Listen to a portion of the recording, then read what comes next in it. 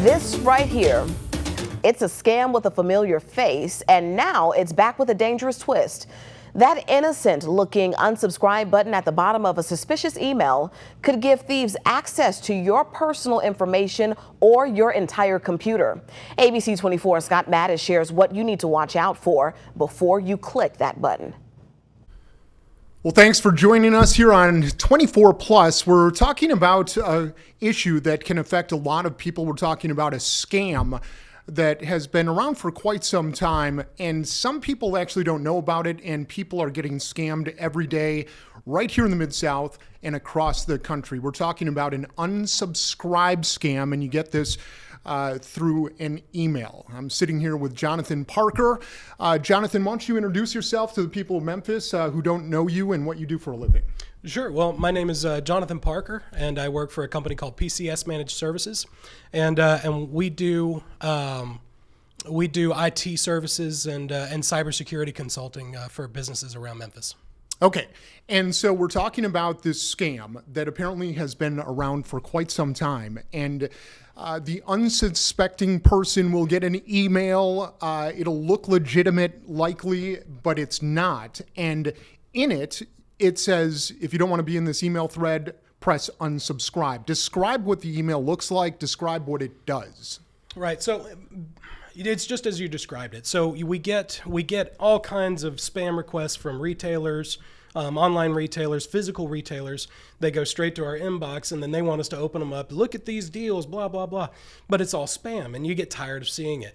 What some scammers are doing now is they are placing at the end of the email, there's a unsubscribe here button, and they want you to click on that. And as soon as you do, best case scenario, they're going to make sure that your email address is live and not dead, and then sell that to the dark web. Worst case scenario, you click on that link and it takes you to a site that tries to upload ransomware or cryptojacking or some kind of virus. That's scary. That's incredibly scary, Jonathan. And people, just like with all scams, they're getting scammed on a daily basis. And, I think the younger generation, they're a little bit more keen to spot these things potentially. But you hit folks that are getting up there in age, and they don't know what, some of the younger folks do know. Right.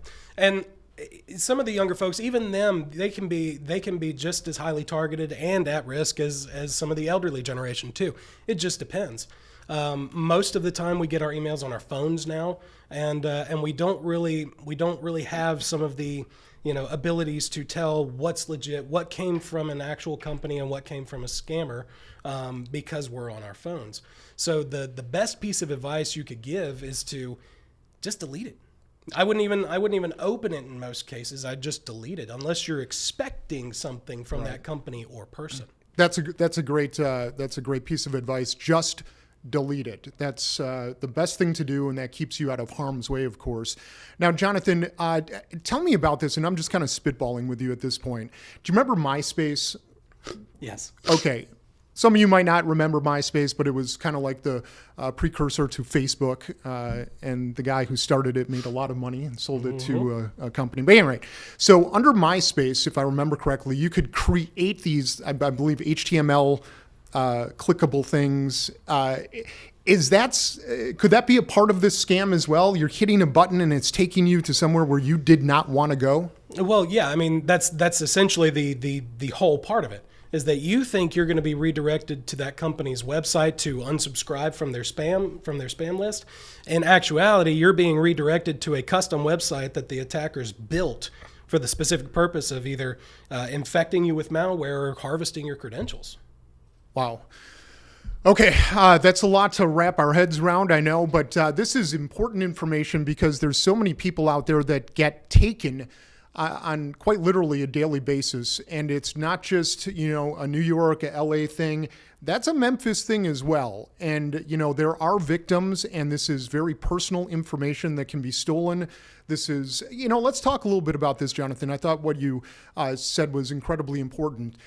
They can upload something to your device, whether it be your laptop, your cell phone, or even your tablet, that completely locks it, and you can't get in until you pay them money. Right. Yeah, and the idea is that you'll panic. You'll call the number that they tell you to call, and then they'll say you have to send this much Bitcoin to this wallet, and then we'll unlock your stuff for you and give it back to you.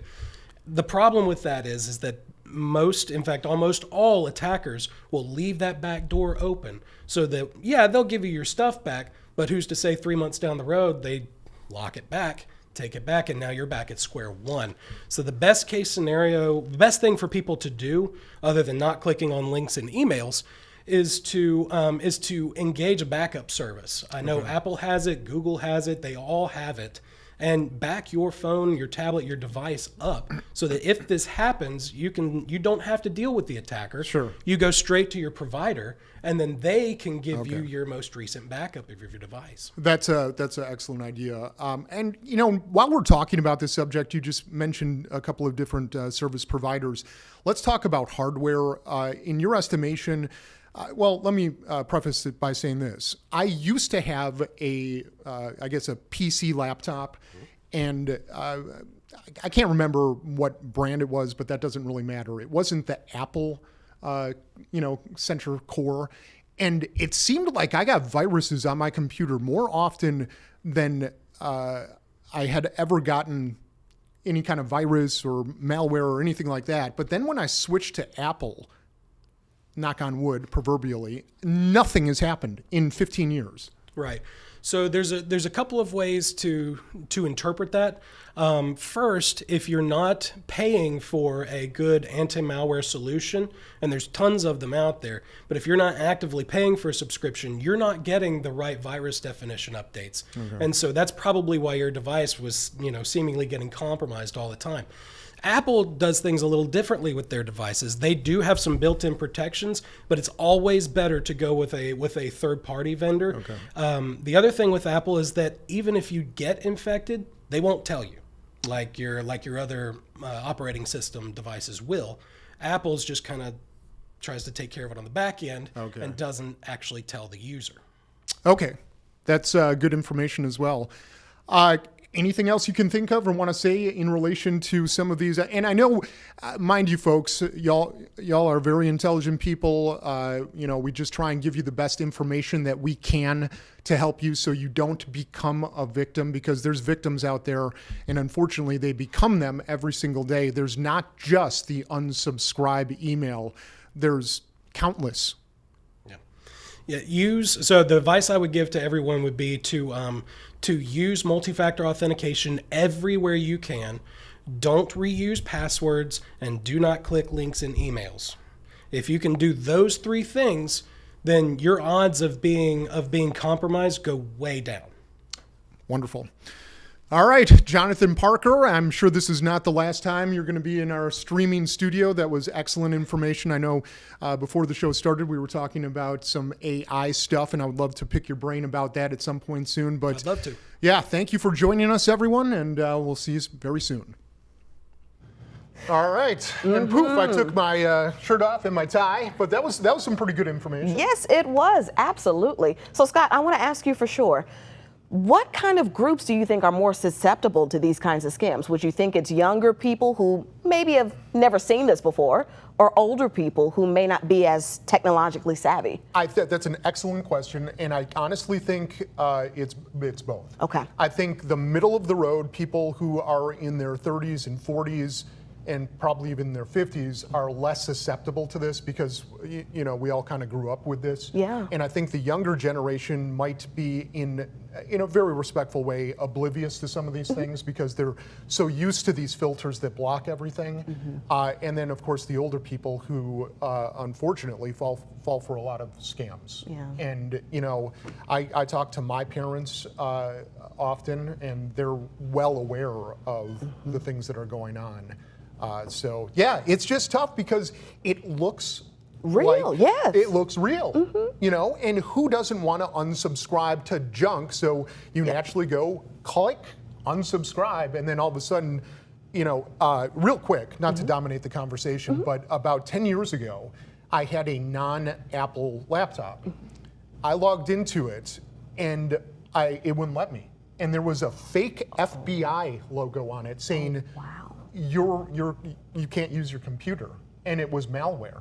It's scary. It is. I mean, and it takes over everything. You have so much in your phone, but you have so much on your computer as well. Absolutely, absolutely. And and now the phones. Oh, listen to this. Yes. So I don't know if you heard about this, but billions and billions and billions of passwords are now on the dark web, and they were stolen over the last 12 months or so. Very true. And that's a scary thing. And I was talking to my parents the other day, and my dad's frantically changing all of his passwords because you don't know what's going to happen. Uh-huh. Right. And let me ask you a question. Do you know all your passwords for everything? Honestly, I do it the wrong way. I do it the way that they tell you not to. Okay. And I'm really giving myself away. But I use maybe 3 or 4 passwords for everything. Right. So I think I know them all. Right. But you really shouldn't be repeating your passwords, so I hear. Right, exactly. And what you just said, you know what I mean? It's one of those things where you're supposed to use these complicated passwords. Yes. You're supposed to, do all this stuff that makes it almost impossible for a scammer to get it, but then in reality, 1, 2, 3, 4, A, B, C, D. Right. You know what I mean? Mm-hmm. It's a real struggle. Yeah, it's getting easier and easier for criminals and thieves to get our information. Anything else that people out there should know about protecting themselves from your conversation that you had? Exactly. And the scariest part, criminals have access to AI too. They sure do. They do. It's crazy. They do. Yeah. All so right. We're going to have more throughout the week. Scott, thank you so much. Absolutely. This was very informative, so we appreciate it. I appreciate you.